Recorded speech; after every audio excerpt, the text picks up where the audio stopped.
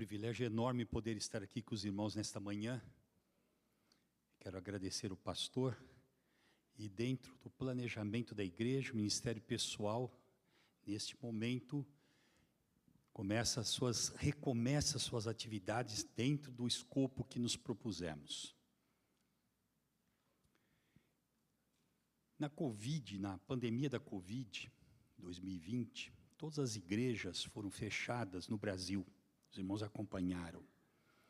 E ali, então, as igrejas foram, então, equipadas para transmitir a mensagem para a membresia. E eu me lembro que em 3 meses, nós tivemos a oportunidade de fazer pelo menos 265 lives. Haja sermão, pastor Marco. Em 3 meses, pastor Eliezer, pregar 265 sermões, e você fica procurando, poxa vida, para não ser repetitivo. E os irmãos, eles observam, porque eles não estão presencial, eles estão online, e se você for repetitivo, a audiência cai, o Ibope baixa. E eu me lembro que numa dessas lives, nós estávamos fazendo, era o pastor da igreja, o primeiro ancião da igreja de São Roque e eu. Eu me lembro que numa dessas lives, nós estávamos falando sobre os pioneiros, estávamos passando ali por Mateus 24, e como nós vimos na escola sabatina de hoje, há coisas que você já leu várias vezes, e parece que de repente você tem um insight, você já leu aquela passagem, mas você nunca viu daquela maneira. Eu lendo ali então, o grupo falando, e eu então vi uma passagem que me chamou muito a atenção, que eu já havia lido pelo menos centenas de vezes. Convido você a abrir sua Bíblia em Mateus capítulo 24. Eu sei que você já leu bastante também essa passagem. Mateus capítulo 24, o sermão em que Jesus está falando sobre os eventos finais, e ali passando, eu vi a partir do versículo 35, e lá diz o seguinte, palavras de Jesus: passará o céu e a terra, porém as minhas palavras não passarão.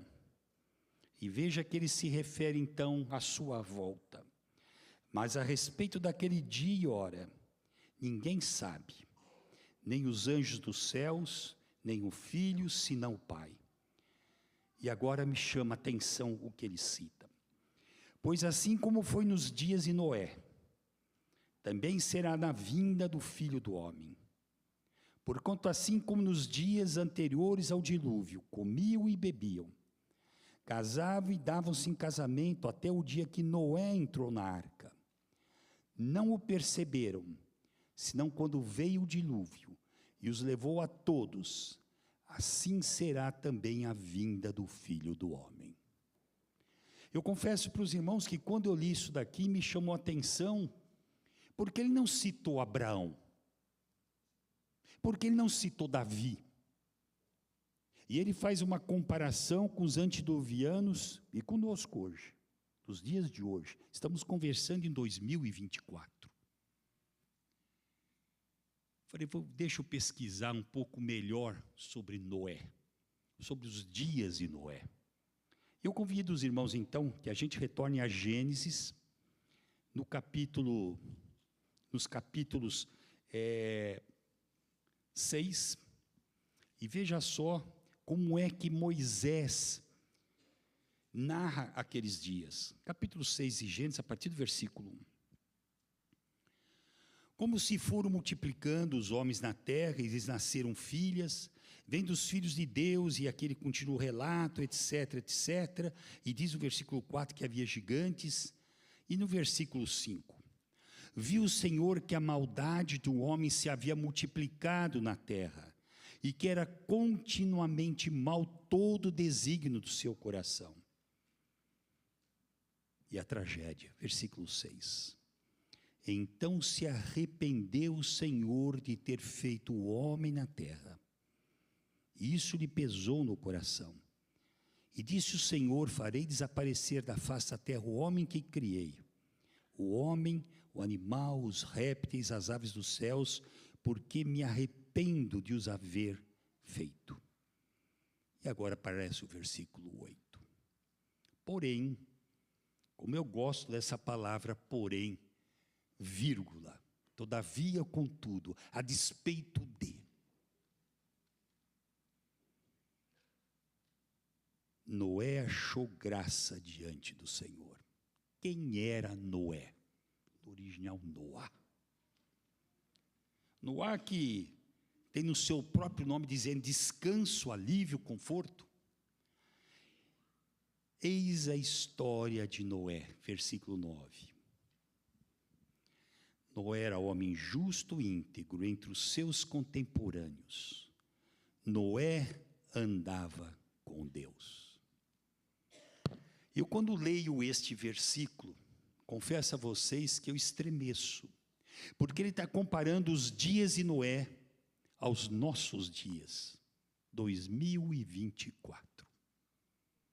Porém, vou destruir a terra, porém, achei alguém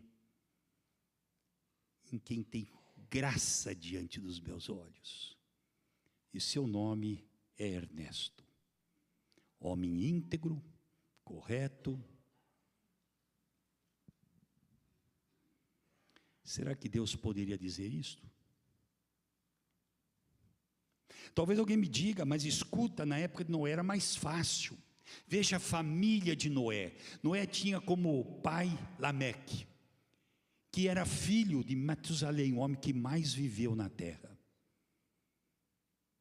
O bisavô de Noé era Enoque, o homem que andou com Deus. Que DNA! Enoque, Matusalém, Lameque e Noé. É incrível que Deus chama Noé, porque era um homem íntegro. Claro que Noé era um pecador. Claro que Noé cometia faltas, mas era um homem que Deus achou graça, porque era um homem que confiava em Deus, um homem que andava segundo o coração de Deus, como o seu bisavô. Então Deus pega e chama Noé, e dá o projeto para Noé. Noé, você vai construir uma arca. Coisa de doido. Eles nem sabiam o que era arca. Eles nem sabiam o que era chuva. E Deus então começa, veja só, ele continua, versículo 11. A terra estava corrompida à vista de Deus e cheia de violência. E vi Deus a terra, e eis que estava corrompida, porque todo ser vivente havia corrompido o seu caminho. Então Deus diz a Noé: resolvi dar cabo a toda a carne. E ele então conta a Noé o seu planejamento. E fala a Noé: faze uma arca de tábua, de cipreste, e nela farás compartimento. E dá o tamanho da arca para ele. Versículo 15. E você fará então uma arca, trazendo para a parametragem brasileira, 150 metros de comprimento, 25 metros de largura e 15 metros de altura. Corresponde a um edifício de 5 andares. E você vai fazer 3 pavimentos nela. Olha o tamanho da arca de Noé. Eu não sei, se Deus me desse uma ordem dessa, qual seria a minha reação? Eles não tinham noção de chuva. Era uma coisa tremenda. E diz a Bíblia que Noé começou a construção dessa arca. Veja que se você for aqui no versículo 22 de Gênesis 6, diz: assim fez Noé consoante tudo que Deus lhe ordenara. Obediência. Não questionou a Deus. Era um pedido absurdo, como tantos outros que nos é feito diariamente, e às vezes a gente questiona a Deus. Nós, com o nosso pensamento cartesiano, nós questionamos a Deus. E Noé então começa a construir a arca. Eu imagino a hora que Noé chegou em casa e contou para a família o que Deus tinha pedido para ele. Noé não tinha filhos à época. Se você for no capítulo 5, no versículo 32, você vai ver que Noé era da idade de 500 anos e gerou a Sem, Cã e Jafé. 500 anos, a idade do Brasil, quando nasce o primeiro menininho. O pai de Noé teve ele com 65. Ele esperou 500 anos para gerar um filho. Há 20 anos ele já construía a arca, porque a minha Bíblia me diz que quando ele tinha 600 anos, veio o dilúvio. E ele pega então, com 20 anos construindo a arca, vem os meninos, os 3 meninos. E é interessante que ele envolve os meninos na construção. Eu imagino os 3 meninos indo à escola. Imagina chegando Sem, Cã, Jafé, e a brincadeira, o bullying correndo solto. Não era motivo de gozação. Noé chega, os seus meninos chegam na escola, filhos de Noé, e aí, como é que está a arca? E aí, todo dia subindo a arca, vocês fazem o quê? Vão lá para construir a arca. Era uma coisa extremamente absurda o que Noé estava fazendo. O pedido de Deus era fora de contexto. Me permita viajar um pouco, quem sabe por ser algo extremamente anormal, as redes de televisões colocaram suas câmeras lá na construção da arca. Vai que... nunca aconteceu, fere a ciência. Porque em Gênesis 2 me diz que a terra subia uma neblina, subia o vapor e descia como neblina. Eles não estavam acostumados com chuva, não existia chuva. E eles chegavam na escola e era aquela brincadeira total. Era duro ser filho de Noé. Imagine esposa de Noé. Às vezes eu brinco que esposa de pastor é vidraça. Todo mundo olha para ela, tem que andar. Minha esposa que o diga, tem que andar de maneira, a vestimenta, a maneira de ser. Todo mundo visa. Imagina a mulher de Noé. Imagina Noé chegando numa festa. Noé, quando chegava numa festa e ele entrava na festa, todo mundo estava conversando, de repente a turma... Noé vem chegando. Gente boa, correto, mas é um pouco fanático. Gente, o que é isso? Eu nem quero que meus meninos andem com os filhos dele. Será que você já não enfrentou esse problema com o sábado? Pede autorização para o seu pastor, que é só um sábado por mês. Eu me lembro quando eu me desliguei da obra e fui procurar um trabalho.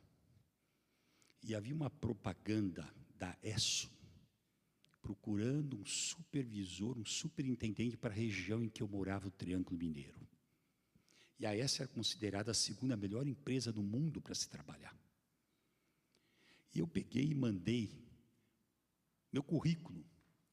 Meu currículo estava lá, pastor. Falei, o que a ESSO vai querer com pastor, né?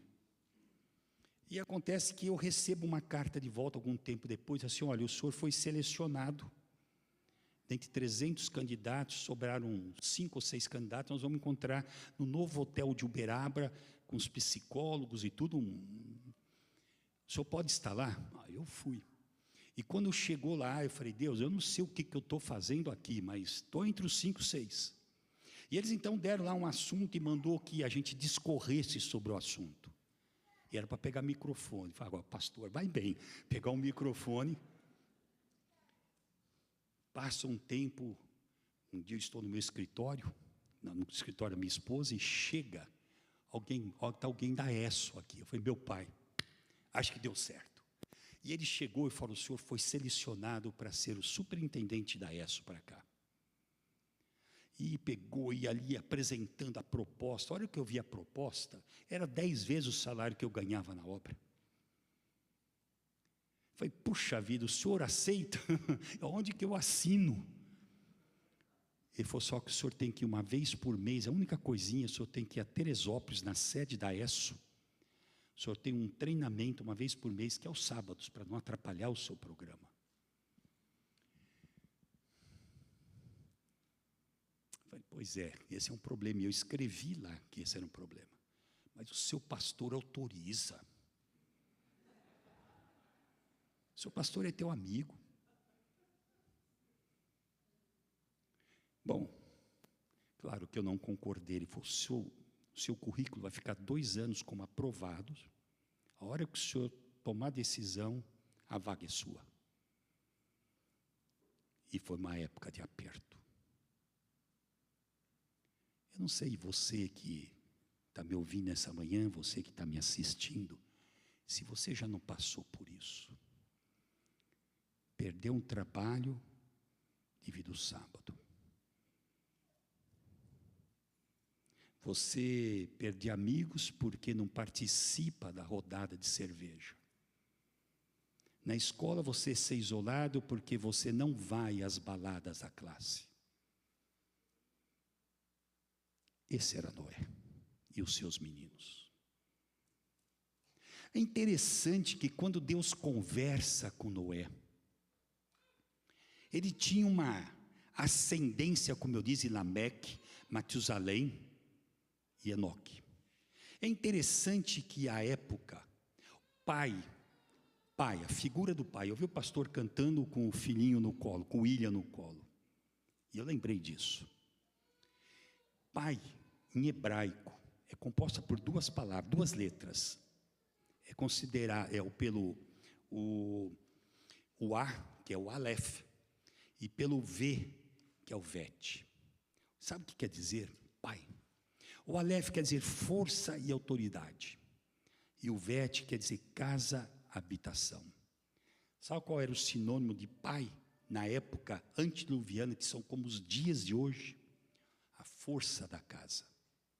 O pai tinha como responsabilidade ensinar profissão aos filhos, ensinar a palavra de Deus, contar histórias e garantir a proteção e alimento para a família. Esse era o pai. Os filhos obedeciam à figura paterna. Entre nós, qual está sendo hoje a figura mais desmerecida no mundo, que é a figura paterna? Sou amigo do meu filho. Não, você tem que ser pai do seu filho. Amigo ele tem na escola. Você tem que educar o teu filho. E esse era Noé. Noé seguia à risca isso. E Deus, quando fala da arca, Deus faz um pacto com Noé. Veja só, versículo 18, capítulo 6, 18 de Gênesis. Contigo, porém, olha Deus falando, estabelecerei a minha aliança com você, Noé. Entrará você na arca, tu, os teus filhos, a tua mulher e as mulheres dos teus filhos. Eu faço com você um pacto com você, Noé, e com a sua família. Sabe, amigo, quando você desce as águas batismais e você aceita Jesus como teu Salvador, Deus faz um pacto com você. Deus faz um pacto de não só estar com você por onde quer que você for, mas faz um pacto com você, com a sua família. Ele diz que os anjos do Senhor se acampam ao redor daqueles que o temem e o amam. Que figura é essa? E Noé então levava os meninos a despeito do bullying. E os meninos agora com 100 anos de idade. E a arca está pronta. Eu imagino que devia ter excursões que passavam por aquela região. Diz a serva do Senhor que as casas dos pré-diluvianos eram maravilhas arquitetônicas. A terra era linda, uma beleza insofismável. Quando a gente anda, ontem eu trabalhando com o Edson, nós passamos por uma rua que eu falei, Edson, olha que rua linda. Ele falou, rapaz, eu faço questão de passar nela, porque ela, quando a gente vem, eu moro em Silver Spring, quando vem para cá, que beleza a paisagem. Agora mais na primavera, no inverno também é bonito. Então faziam ali, passeavam os ônibus de excursão. E eu creio que um dos pontos era passar pela arca. Passavam pela arca e diziam, olha, aqui tem um doido, que está construindo esse navio, ele e a família dele. Eu me lembro uma vez que minha esposa e eu, nós fomos a uma excursão em Buenos Aires, e pegamos um ônibus de excursão, e passávamos nos principais locais de Buenos Aires. E de repente passa em frente um local que a guia diz o seguinte, vocês sabem que a Argentina é a terra da carne. Buenos Aires é o templo da carne. E aqui uns doidos construíram um restaurante vegetariano. E estava escrito lá, restaurante vegetariano adventista, Granizo.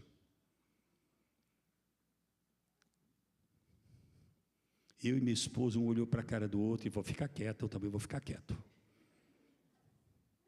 Esse era, e de repente começa a chamar Jornal Nacional, começa a jogar Fantástico, Record, as principais redes de televisão, porque algo começou de maneira inesperada.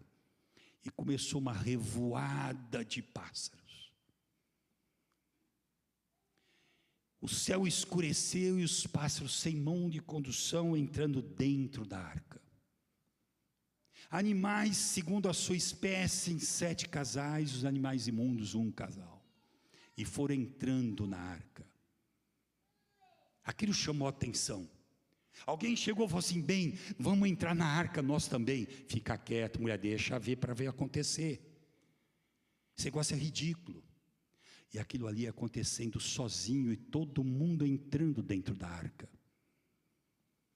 E chega o anjo e fala, Noé, pega você e a sua esposa e entrem na arca. Antes Deus tinha pedido que eles providenciassem todo o alimento que iam consumir. E eles entraram dentro da arca. E veio a ordem do céu para que o anjo fechasse a porta da arca. Quando o anjo chegou para fechar a porta da arca, Noé, não, por favor, o meu amigo disse que viria, segura mais um pouquinho. A minha classe de escola sabatina disse que estaria aqui. O pessoal do coral, nós cantamos, ensaiamos, eles falaram que estará aqui. O pessoal da igreja, meus amigos, meus irmãos, Lameque teve vários filhos, os meus irmãos disseram que viriam. Segura um pouco. Quem sabe o São, Can, Jafé, fala assim, olha, os meus colegas.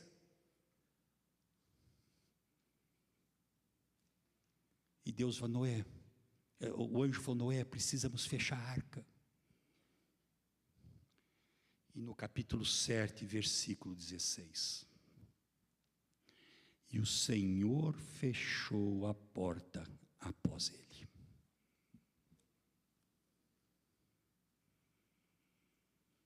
Estou falando de um tempo igual ao nosso.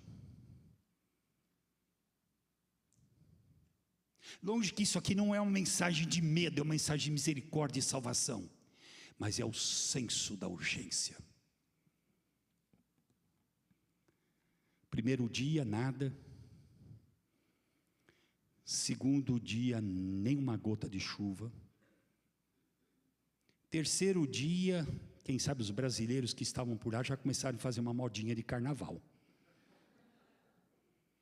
Quarto dia, pronto para o desfile da escola de samba.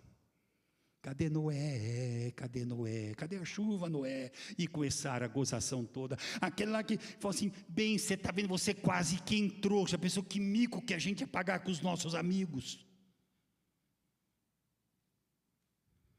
Sexto dia, nada.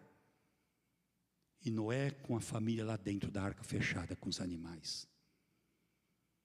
Até que no 7º dia, o relato de Moisés e que começou a chuva e cai a primeira gota. Eles nunca haviam visto chuva.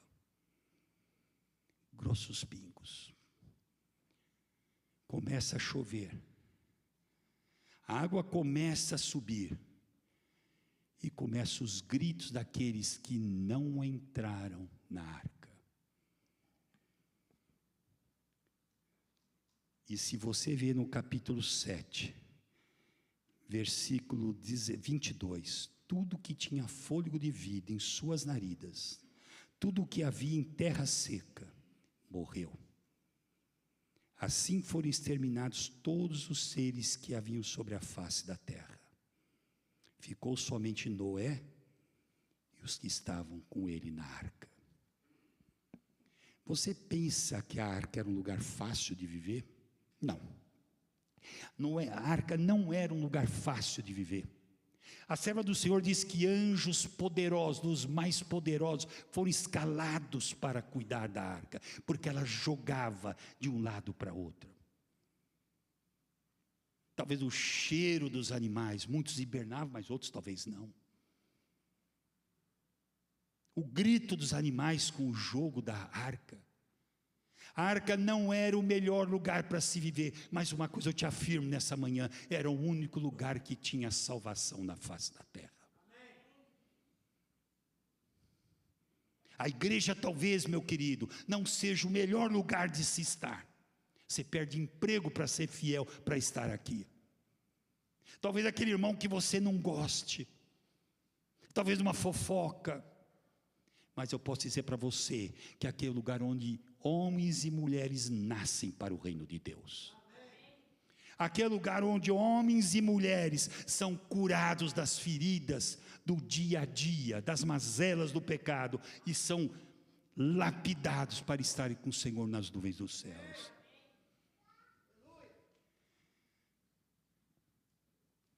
Falando sobre esse evento, veja o que o autor do livro de Hebreus fala no capítulo 11, no panteão da fé. Hebreus capítulo 11, se referindo a Noé, no versículo 7. Hebreus 11, versículo 7. Pela fé, essa palavra fé, a palavra fé no grego é a palavra epistós. A palavra epistós, ela tem 3 significados para a mesma coisa. Fé, a palavra crer e a palavra confiar. Eu gosto muito quando vejo a palavra fé, que é a palavra epistós, colocar confiar, podia ser traduzido por confiar. E veja então aqui, pela confiança. Noé, divinamente instruído acerca de acontecimentos que ainda não se viam, e sendo temente a Deus, aparelhou uma arca para a salvação de sua casa.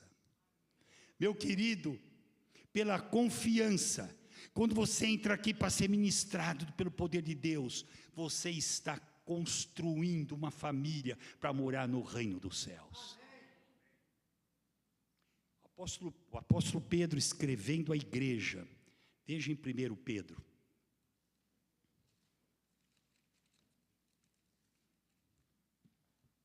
Primeiro Pedro capítulo 3. 1 Pedro 3, versículo 20 e 21. Os quais noutro tempo foram desobedientes, falando da época do dilúvio, quando a longanimidade, a misericórdia de Deus aguardava nos dias de Noé, enquanto se preparava a arca, na qual poucos, a saber, 8 pessoas foram salvas através da água.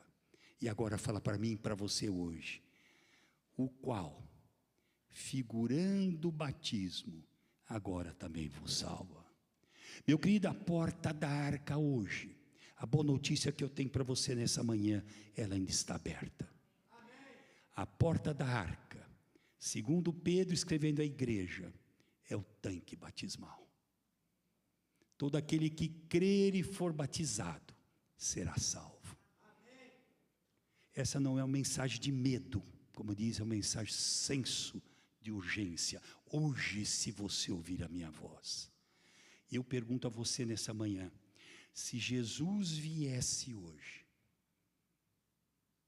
aonde você estaria?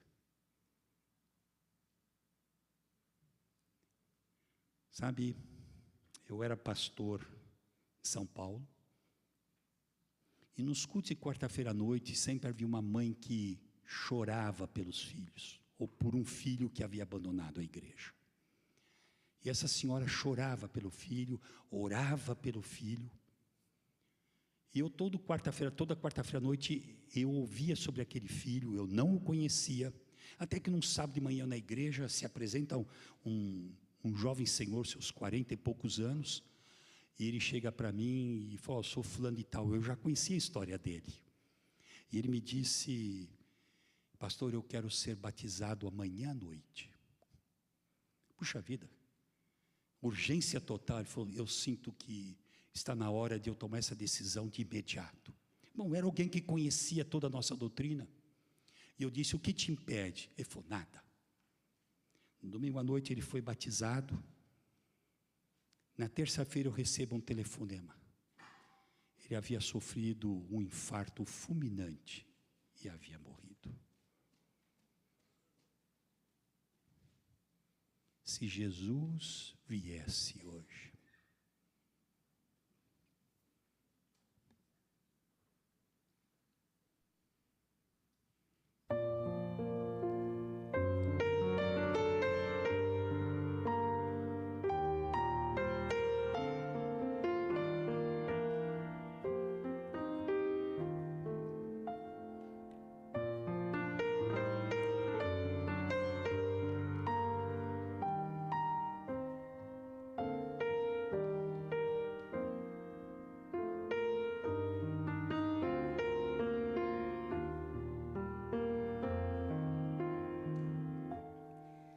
tantos são teus afazeres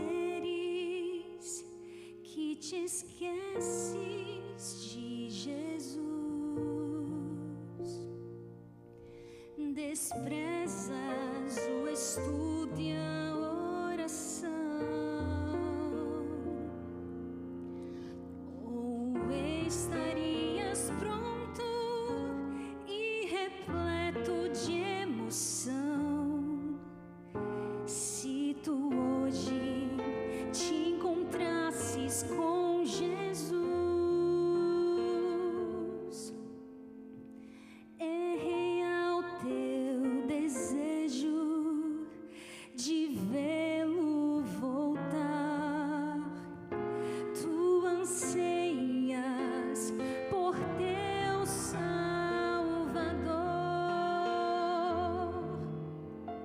São teus lábios louvor, é tua vida amor. Queres mesmo ver Cristo voltar?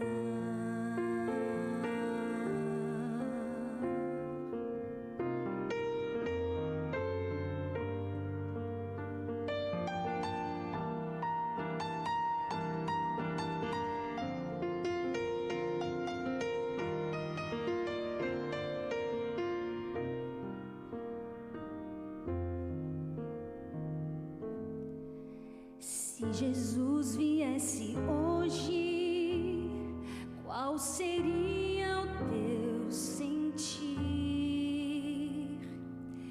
Talvez tu procurasses te esconder devido a um pecado que não queres submeter. Que horror com os ímpios perecer. É real teu desejo de vê-lo voltar. Tu anseias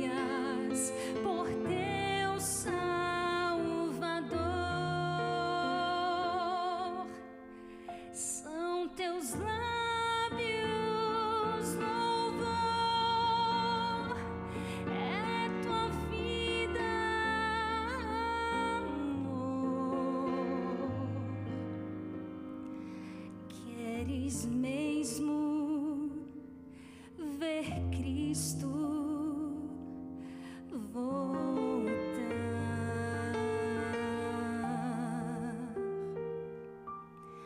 Queres mesmo ver Cristo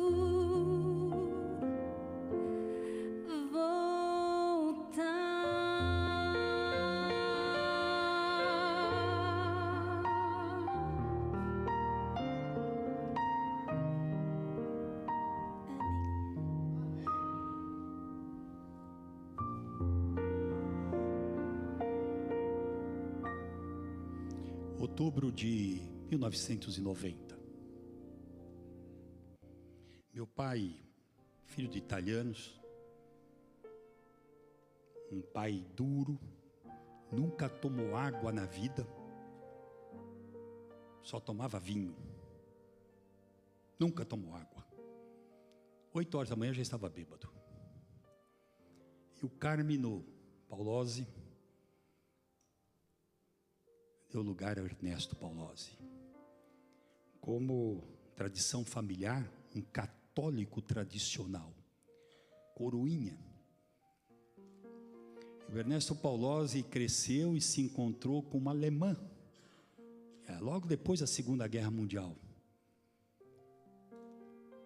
E os alemães e os italianos tinham uma rixa muito grande devido à guerra. Mas assim mesmo se casaram. E meu pai era aquele italiano, filho de uma mulher com 16 filhos. E o Carmino cresceu, e o Ernesto, pai, cresceu. E ele frequentava a igreja católica, bebia, batia na minha mãe.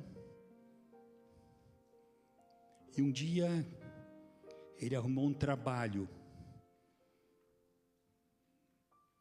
na Ericsson do Brasil.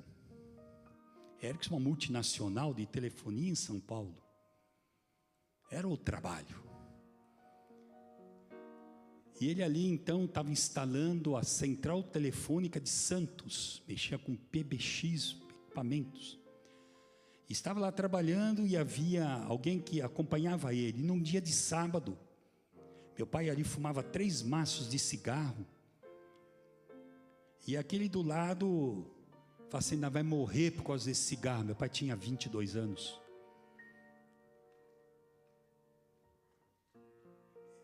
E outra coisa, você com Virgem Maria, com isso, com aquilo.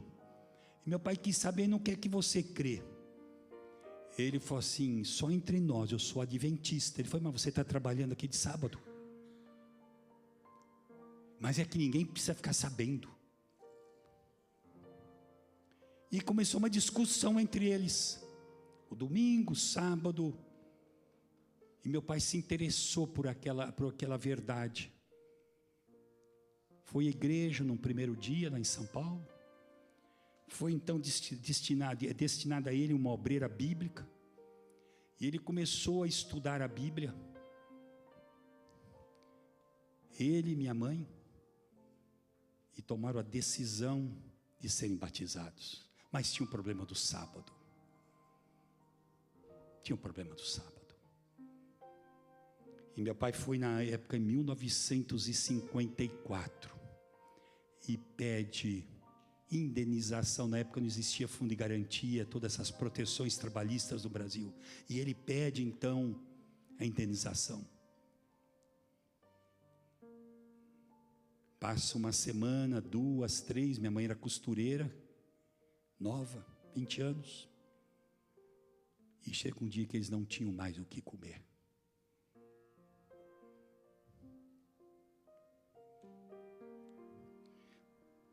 Chorando, foram para a igreja, sábado de manhã, já existia eu. E eu não tinha comido nada naquele sábado de manhã. E foram a pé até a igreja de Vila Carrão. E quando eles foram, tá aquele cheiro de pão da padaria.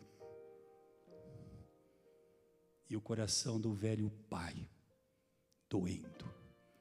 A mãe alemã falou para ele, Só um pouquinho. Mas ele havia tomado uma decisão. Chegou o dia que não tinham mais o que comer. Uma mulher que devia a minha mãe de uma costura, num sábado depois do pôr do sol, passa lá e vem pagar a minha mãe. Meu pai mexia com o telefone, eu estou conversando em 1955. O telefone era uma coisa rara. Meu pai só sabia mexer com o telefone. E havia um irmão que tinha uma banca na feira. E ele falou: irmão Paulozzi, por que o senhor não aproveita lá a minha oficina durante a semana que eu conserto o rádio, esses negócios? O senhor não vem lá e conserta telefone? Bom, é uma brincadeira em 1955, na Vila Carrão, você consertar telefone. E meu pai foi, durante o caminho, meu pai foi pensando o nome da empresa. Instalador Orion. E ele chegou lá, colocou uma toalhinha, coisa de antigamente, colocou as ferramentas dele. Ninguém conhecia o meu pai. E de repente toca o telefone lá do nosso irmão. E ele fala: irmão Paulozzi, tem alguém procurando o senhor da Instaladora Orion. Meu pai falou: mas ninguém sabe que é o instalador. Eu pensei no caminho o nome dessa empresa. Está chamando o senhor. E era na Plavinil, lá em Santo Amaro. Sair de Vila Carrão e ir para até Santo Amaro era uma viagem. E meu pai não tinha o dinheiro, pediu emprestado. E quando meu pai entrou na Plavinil, tinha um cartão da Instaladora Orion na mesa do chefe. Não existia empresa, uma ideia que meu pai teve no caminho. Ele disse: e saíram 2 senhores que recomendaram a sua empresa. E meu pai teve 2 anos de trabalho. Mas eu quero contar agora o final da vida dele. Um câncer alastrador, 58 anos de vida. Hospital Silvestre. Nunca tinha ficado doente na vida. Foi feito os exames, um câncer no estômago. E na hora da cirurgia, inadvertidamente foi perfurado o canal pancreático. E meu pai ficou entre a vida e a morte. Entrou em coma. Quando ele estava ali, finalmente em coma, entrou uma enfermeira no quarto. E ele falou assim: você estava no Hospital Silvestre, você é adventista? Entubado. Sim, sou adventista. Ele disse: eu estou morrendo. Mas diga para minha esposa, para os meus filhos e para o meu neto, para os meus netos, que nós temos um encontro marcado. Querido, nessa manhã eu quero falar com você. A grande notícia que eu tenho para essa manhã para você é que a porta da arca ainda está aberta. E nós temos um encontro marcado com Jesus Cristo. Não é para você ficar com medo, porque vai ser um momento maravilhoso de ver Jesus descendo nas nuvens dos céus. Meu pai, que faleceu em 1990, o anjo dele vai até a sepultura e vai dizer para ele: Ernesto, eu recebi a ordem dos céus.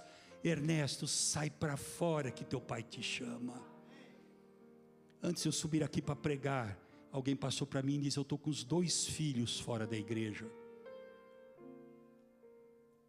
Está na hora de fazermos como Noé, Aleph, trazer os nossos filhos de volta para cá.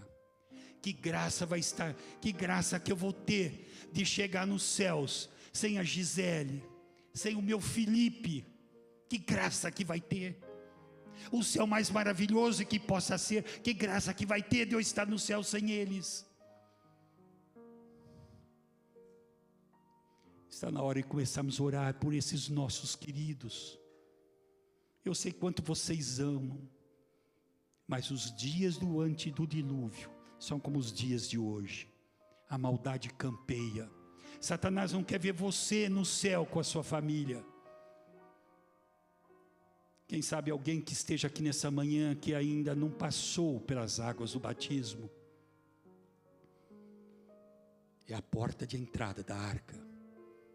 Talvez você possa sofrer bullying por parte dos amigos, igreja de crente. Mas eu não estou conversando de religião. Eu estou conversando de estar no reino dos céus pela eternidade. Quem sabe alguém que já foi batizado, mas tropeçou aqui, tropeçou ali. E fala: Senhor, eu quero fazer um novo pacto contigo. Eu quero recomeçar. E eu quero que na manhã gloriosa, quando o Senhor voltar nas nuvens dos céus, eu quero abrir meus braços e dizer: este é o Senhor a quem aguardávamos. Eu não vou pedir para você vir aqui na frente, mas eu e o pastor estaremos à porta. E se você tem o desejo, você ainda não foi batizado, aproveite a porta da arca, ela ainda está aberta. Fazer um pacto pelos seus filhos. Nós vamos ter uma programação especial para este momento. Ou nós vamos convidar todos os nossos queridos a estarem aqui, onde essa mensagem de urgência: hoje se ouvirdes a minha voz. Querido, estou conversando em salvação, estou conversando em vida eterna. Não é um cheque de $1 milhão, é vida eterna. Se esse é o desejo de você querer estar nos céus, e você trazer os seus queridos filhos, incline a sua cabeça e fale com Jesus.